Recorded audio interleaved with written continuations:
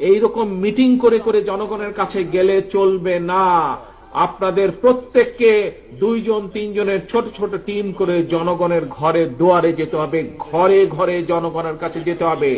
জনগণের কাছে পৌঁছে দিতে হবে যে আমরা বাংলাদেশ জাতীয়তাবাদী দল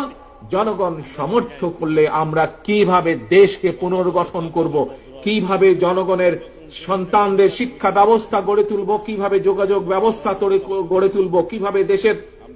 নারীদের আমাদের ক্ষমতায়ন করব, কিভাবে দেশের কৃষকদের পাশে এসে বিএনপি দাঁড়াবে, কিভাবে দেশের শিক্ষা ব্যবস্থা, দেশের স্বাস্থ্য ব্যবস্থা গড়ে তুলবে, এই কথাগুলো জনগণের কাছে পৌঁছে দিতে হবে। জনগণের সর্বস্তরের জনগণ, সেটি কিশোর হোক, সেটি তরুণ হোক, সেটি মধ্যবয়স্ক হোক, সেটি মুরব্বী হোক, নারী হোক, পুরুষ হোক, সকল জনগণের সামনে পৌঁছে দিতে হবে, সকল জনগণের কাছে ঘরে ঘরে পৌঁছে দিতে হবে, জনসভা করে না।